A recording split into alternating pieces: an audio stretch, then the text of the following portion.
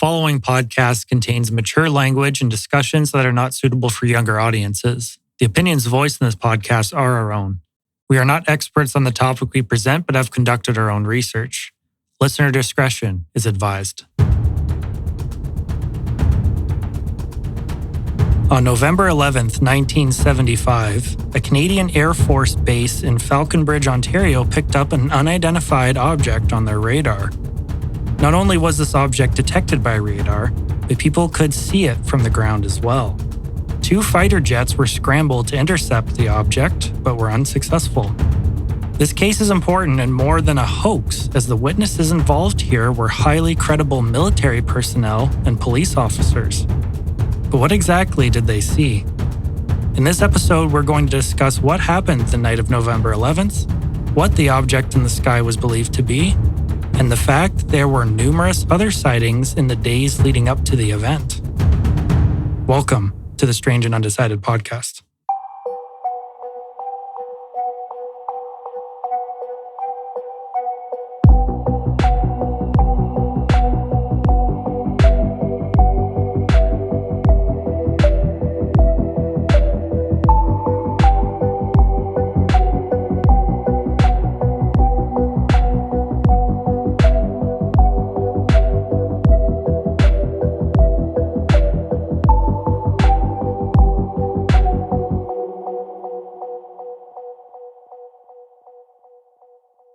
Welcome back to the Strange and Undecided podcast. I'm your producer and host, Jarrett, joined by my co-hosts, Patrick and Brandon.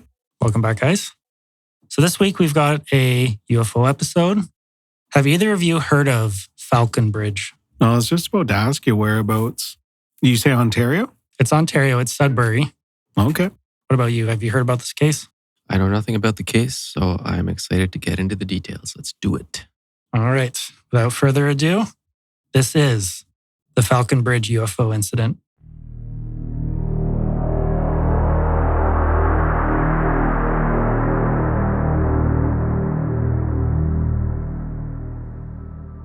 The UFO sighting at Canadian Forces Station Falconbridge, or CFS Falconbridge, located just north of Sudbury, Ontario, is a case that is not heard of very often.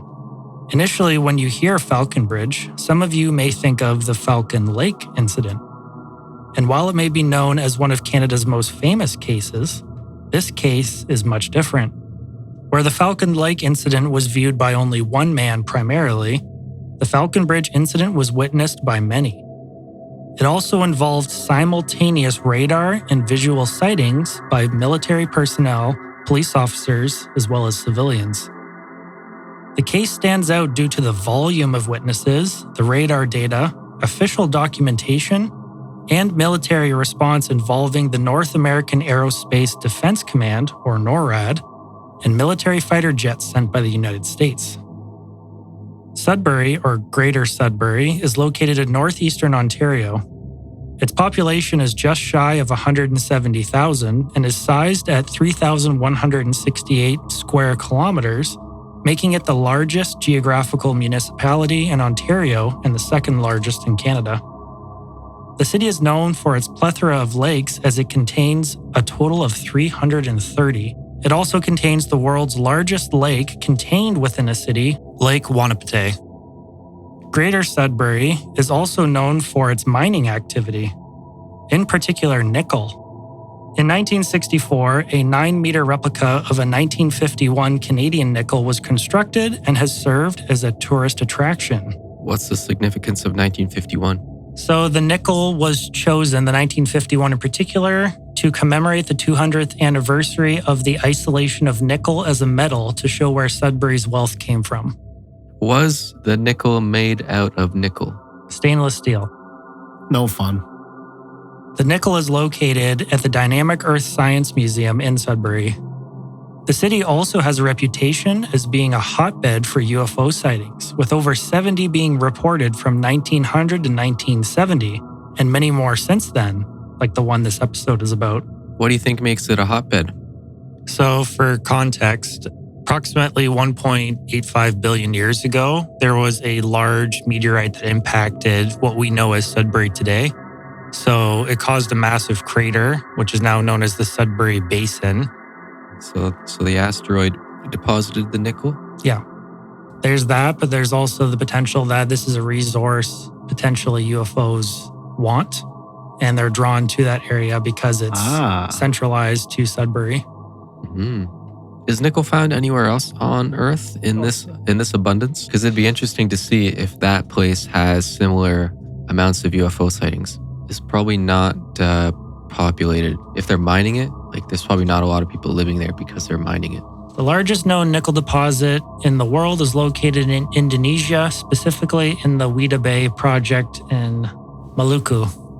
I couldn't really find much information about UFOs in Indonesia specifically related to the nickel mining, but that's not to say that that hasn't ever happened. So if any of you out there have any information on this, please email us at strangeandundecided@gmail.com and we can look further into this.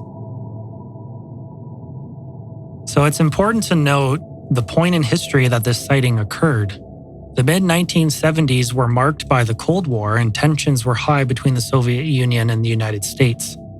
Canada sided with the United States and would participate in numerous military and political campaigns to counter communist influence. Speaking of Cold War, is there any missile silos located in Sudbury? Not that I'm aware of, no. It was just the radar base. But in terms of missile silos, I didn't see anything. Because you've probably heard that UFOs are supposedly, I don't know if it's attracted's the right word, around missile silos, like nuclear interested sites. In them. Interested in them? Yeah, you've mentioned that before in other episodes, but in this case, there was no weapons that came up ever. Okay, well, the mystery continues. Let's find out where this goes. So examples of some of the campaigns that Canada participated in were joining NATO or the North Atlantic Treaty Organization, as well as NORAD. Canada would play a critical role in radar detection as stations were spread across the provinces to defend against spying and a potential Soviet invasion. The CFS Falconbridge radar was part of this system and was set up strategically. Like I mentioned before, tensions were high with the prospect of a Soviet incursion, so it makes sense that during the 1970s there was a spike of UFO reports across North America. This time period engaged everyone from military personnel to civilians to be on the lookout and report any unusual sightings immediately. The calls that were made most of the time didn't turn out to be Soviet activity or anything concerning. However, in November of 1975, what was seen in the sky was something different. This was something that scared everyone who witnessed it.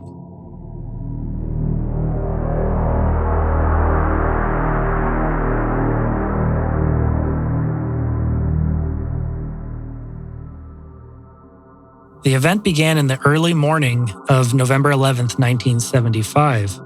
Reported in official documents to be around 4:05 a.m., military personnel at CFS Falconbridge detected an anomalous object on their radar 40 to 50 kilometers south of the base and were tracking it through the sky.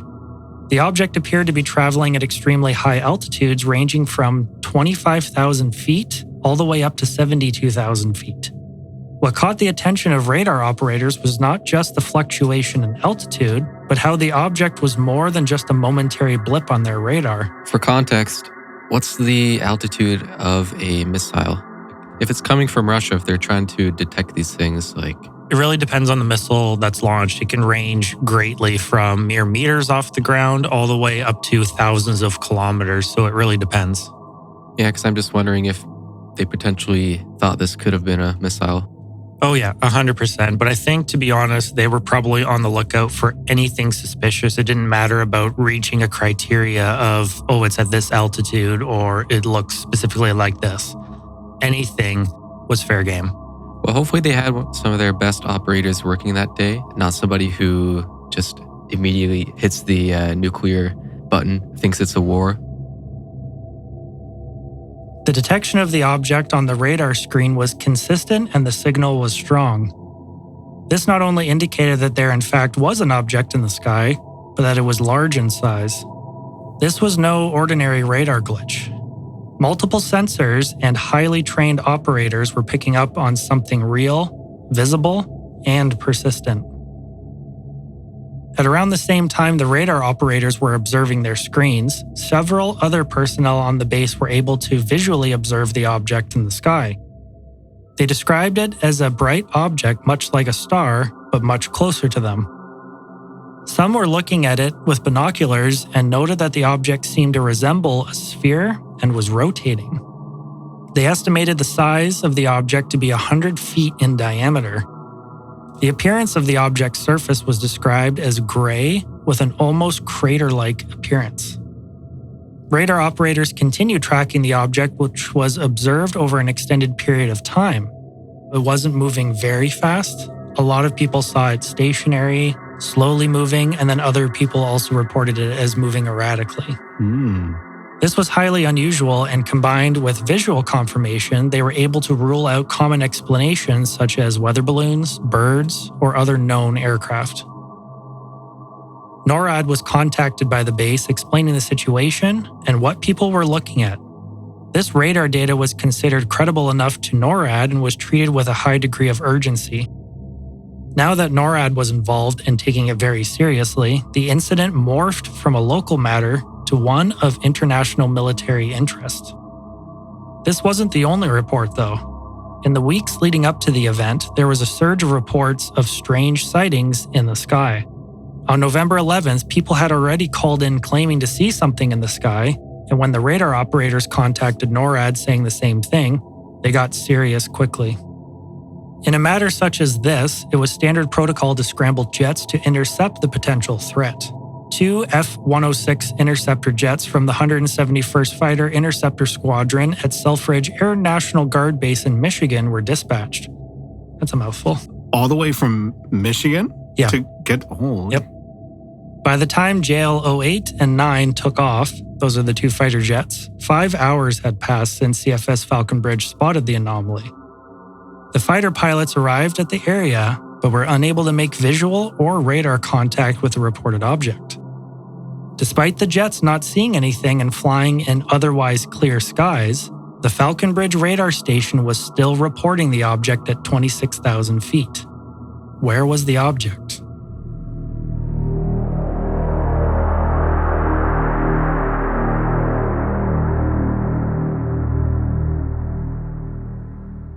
Those jets in Michigan, are those the closest jets to Sudbury? Yes, they would be.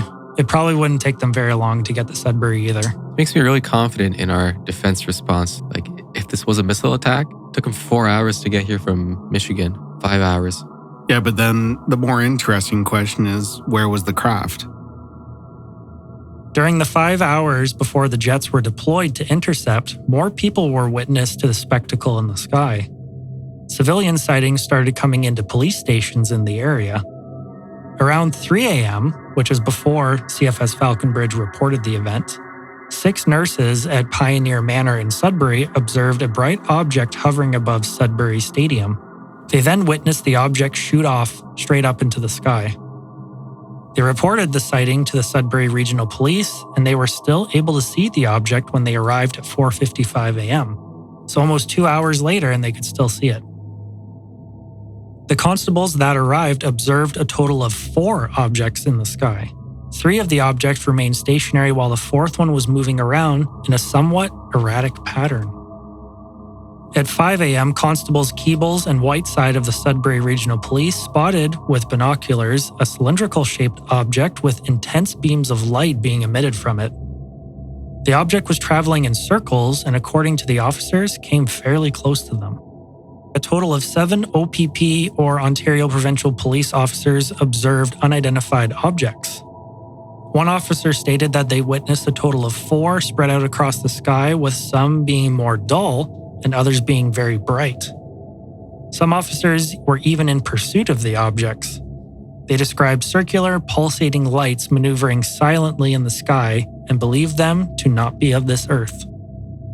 Back at CFS Falconbridge, the commanding officer, Major Robert Oliver, reported seeing a total of 3 objects with brilliant lights in the sky.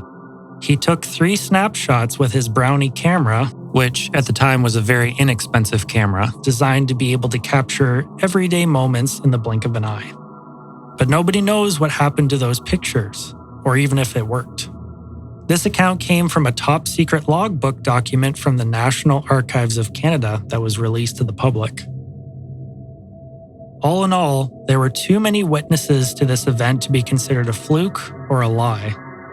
More importantly, the witnesses were highly credible. The most important question now is, what exactly did they see, and what was going to be the military's response?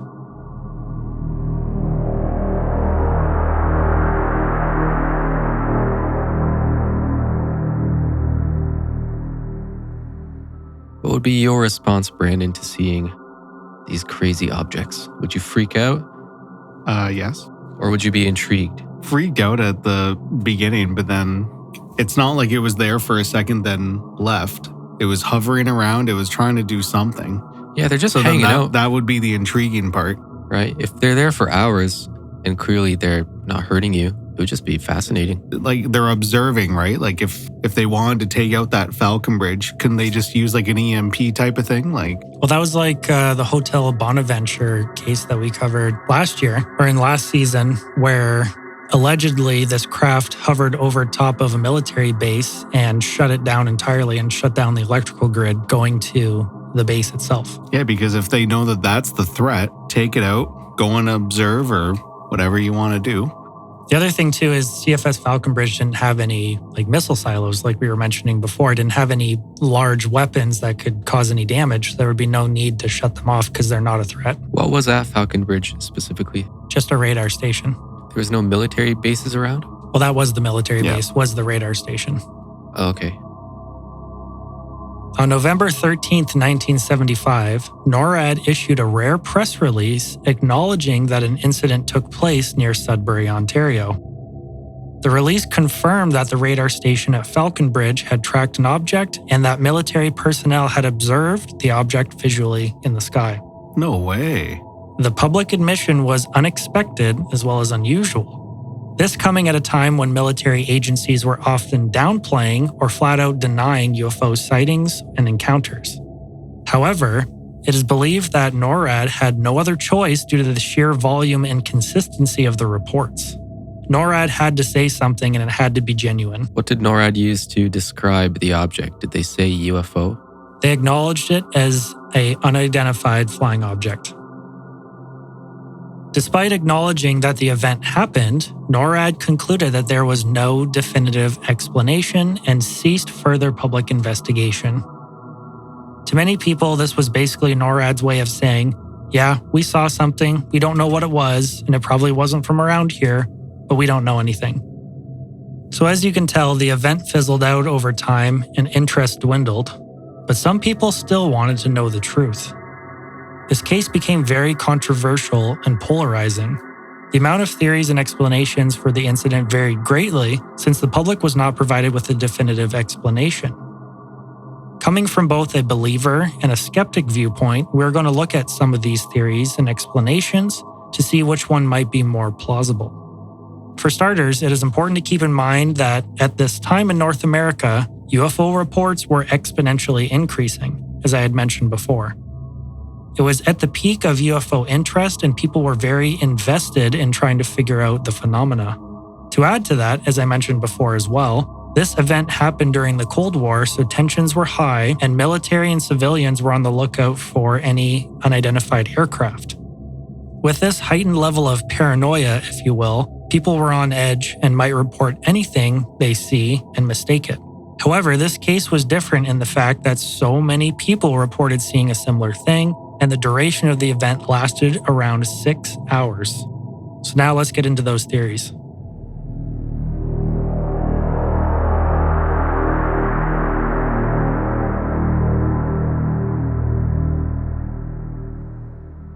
First of all, Brandon, do you have any theories of your own? That's the thing. Like, it's the most interesting part about this is that it was there for hours, but then as soon as a threat comes near, it just disappears. Like when the jets came. So, I don't know. That's what I've been thinking about. But Shall I get into the theories?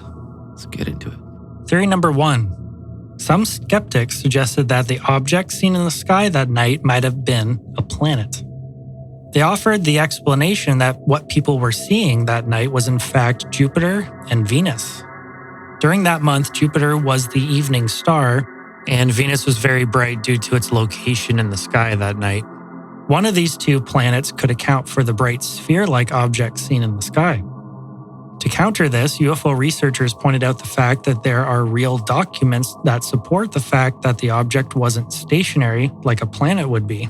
The object ascended and descended by approximately 50,000 feet. This is not something Jupiter or Venus could do.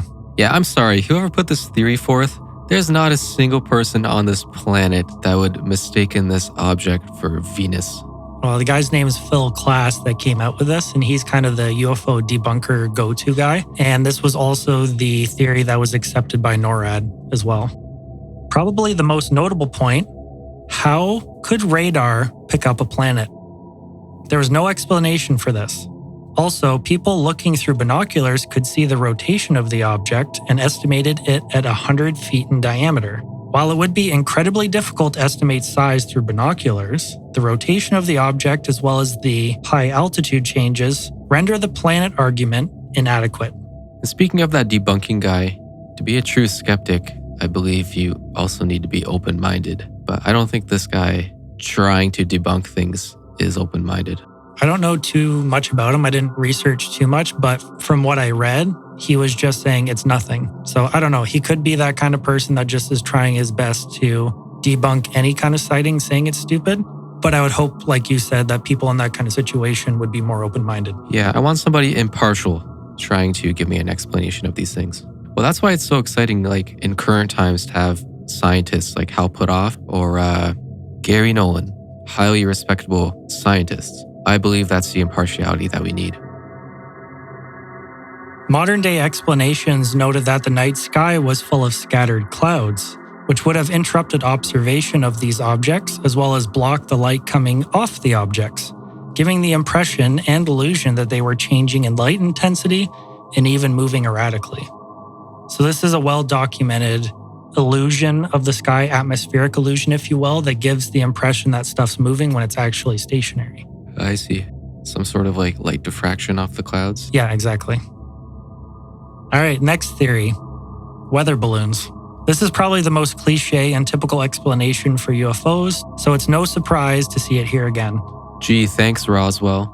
Weather balloons are used frequently in atmospheric research and may be mistaken for a strange object in the sky. One skeptic stated that they believed it was a large skyhook research balloon. I'll post a picture of one in the show notes, but it basically looks like an upside-down teardrop that is elongated and thin. The skeptic also argued that the data from the radar station indicated that the object was ascending at a consistent rate and there was no erratic movements.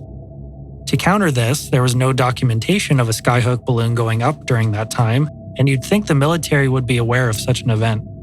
Also, there were witnesses who saw the object ascending and descending. This would be considered unconventional movement for a balloon. The surface of the balloon would also be relatively smooth, but descriptions of the object were that it had a crater-like appearance. The crater-like appearance that was observed was only observed through binoculars, and binoculars at that time, when you're looking through it, can give the effect based on whatever's going on with the lenses inside that objects have a crater-like appearance, but they don't actually do. So it could, again, be some kind of illusion which gave the impression that the object had a crater-like appearance, but really it didn't. Next theory, secret military craft. Given the Cold War context, some speculate the object could have been an experimental aircraft or drone being tested. An operation such as this would have been kept secret and downplayed in an attempt to prevent any leaks. If America, for example, was testing out a new type of stealth craft and announced it to the world, this would be against the whole point of stealth. Similarly, if the Soviet Union sent out a craft to spy, they would not make an announcement saying that they launched a new craft to spy on the Canadians. Our final theory, extraterrestrial craft. Finally, and the most radical explanation, many believe the object to be aliens. Given how the object moved, how it was characterized by silent movement, had massive altitude changes, and evaded the fighter jets, some researchers argue it could represent non-human technology. The fighter pilots dispatched to investigate reported arriving in the area and were unable to make visual or radar contact with the object. Meanwhile, on the ground, CFS Falconbridge radar was picking up the object just fine. The discrepancy here had created a lot of controversy. Some argued the object moved out of range before the jets arrived, while others suggested that it may be using some kind of stealth or evasive technology, much more advanced than anything we have here on Earth. Like I've said before in other episodes where we cover UFO cases, these are never solved and will remain a mystery for as long as we can remember them.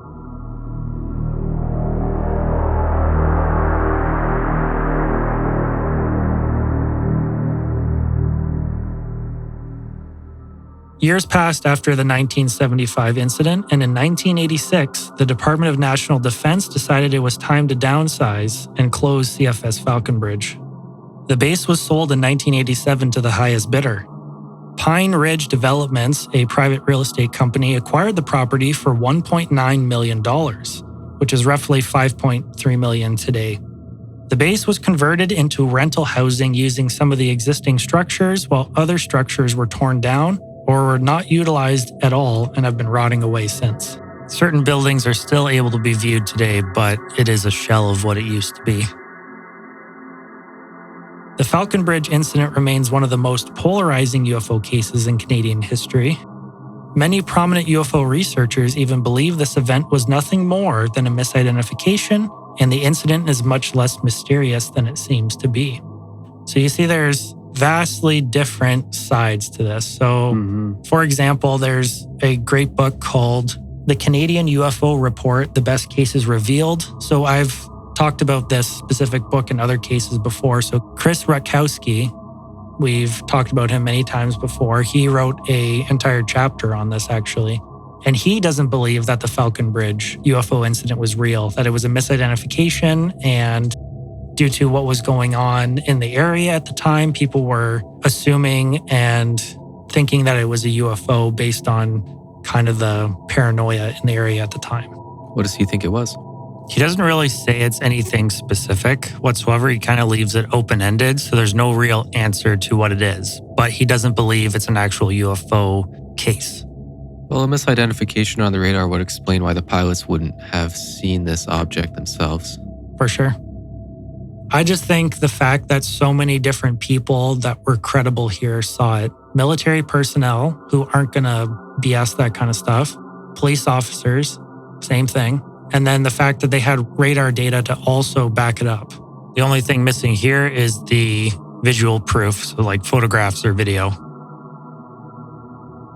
Overall, the Falconbridge incident is a compelling case of a UFO sighting that involved military, police, and civilian witnesses and was supported by radar data. The credibility is enhanced due to the response from NORAD and their inability to provide any sort of explanation for what was seen in the sky. Cases like this remind you that not everything is easy to explain, or there might not be a simple explanation. Whether the object seen near CFS Falconbridge was truly a planet, a weather balloon, a secret military craft, or something unknown from out in the cosmos, it all proves a singular point: that we really know far less about what happens in our skies than we think we do.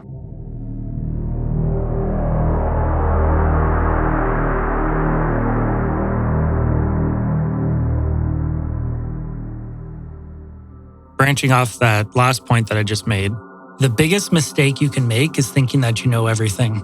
Yeah. Because that is very close-minded. To think that you have all the knowledge that there is possible and there's nothing more that you can learn, that's dangerous in of itself. Yeah, I like to think of these things as just naturally occurring scientific phenomenon of the cosmos. It's just something we don't know, but it's probably something that'll be quite ordinary in the future. Like imagine cavemen looking at the northern lights or something of that nature. And again, I think people just look up, they don't know what it is, and it must be a UFO. Based on the theories that I presented though, Brandon, what did you think was the most plausible in this case? I don't get that it would be just a planet or anything. I think somebody would just be able to say, hey, that definitively was Venus, Jupiter, whatever. I'm going to go on the side of military craft. We know those are in the sky. If they thought they were getting seen, though, you would have thought, oh, we're just going to disappear and go away now, but they hovered around for a few hours. So, like, I don't know if it's extraterrestrial or not, but Yeah, it's a good point with if it was a military craft, perhaps that they're in the early test stages of some advanced equipment and they're still working the bugs out.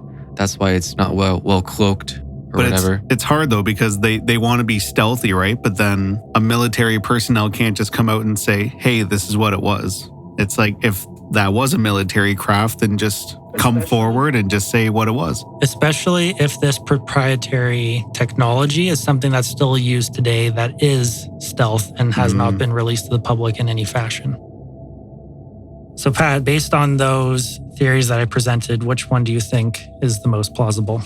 Like Brando said, the planet explanation is a bunch of horseshit.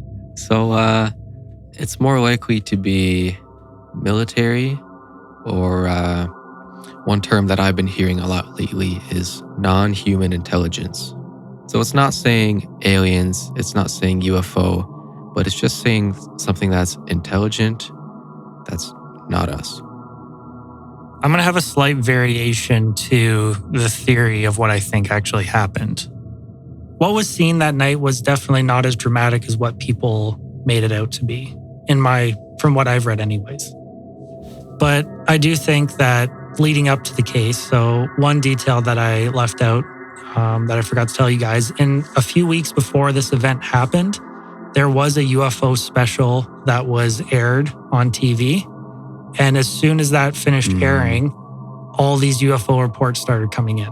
Mass hysteria. Yeah, so I definitely think this case was a bit of mass hysteria, but I don't deny that they saw something in the sky. As to what that is, it could be a secret military craft of some sort. It really could have been some illusion of the planets and the stars with the cloud cover doing something weird. I don't really think that's plausible. I concur with both of you saying that that's kind of the most BS, sweep it under the rug kind of explanation.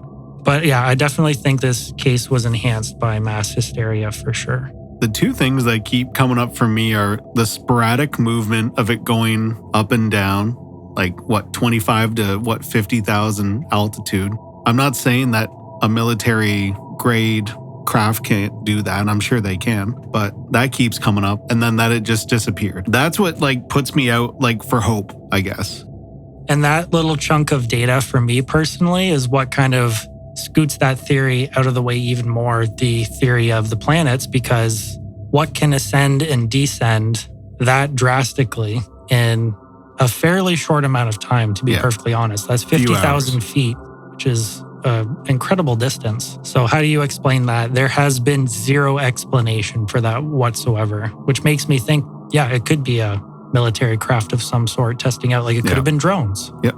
True, maybe what they saw in the 1975 is just ordinary in 2025. Just a drone delivering your Amazon package or your McDonald's order. Yeah, give it a few years.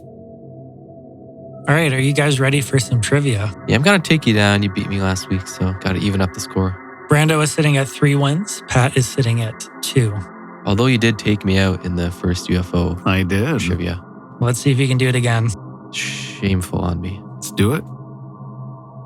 Question number 1. I'm going to start off easy for you guys. UFOs have been reported in every Canadian province and territory. True or false? I'm going to say true. It's like one guy in Nunavut, but I know they're everywhere. Whether there's somebody to see it or not, I don't know. I'm just going to say true. The answer is true. UFO sightings have been reported in all 10 provinces of Canada. While some provinces like Ontario and Quebec have more reported sightings than others, UFO reports have been documented across the country. Question number 2. How many UFO sightings are reported in Canada each year? Is it A, 10 to 40, B, 50 to 100, C, 200 to 500, or D, 600 to 1,000? I'm going to say D. Just because it's a report doesn't mean it's legit, but people can still report it. So I'm going to say there's lots. That's a lot, though. I'm going to go C. The correct answer is D, 600 to 1,000. In Canada, an estimated 600 to 1,000 unidentified aerial phenomenon, or UAP, Sightings are reported annually.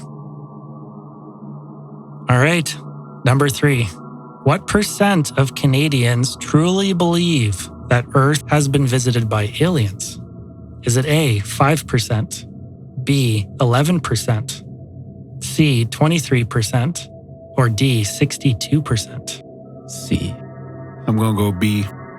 The correct answer is B, 11%. Oh. A 2016 Angus Reid poll determined that 11% of Canadians believe Earth has truly been visited by aliens, while 36% say it's probably true, and 18% believe it's not true. That means almost 4.5 million Canadians believe that aliens have visited Earth. We weren't asked this poll. Right? Where are they getting this data from? Come on. That's a great question. Personally, what are you guys' thoughts? Have we been visited? I mean, until they actually come out with concrete proof, like there's has to be another explanation, but until they say, hey, yeah, we were visited by aliens, I'll believe it then. I'm in the same boat. Or perhaps the truth is stranger than fiction. Or heck, are aliens among us and they became that real estate group and bought up that place in Sudbury and they use it as resources for whatever. Who knows? Oh, that's a good plot That's twist. like for a movie there, but James Cameron, if you're listening to this. Stealing all the nickel. Gary Nolan. All I know is that this case will remain strange and undecided.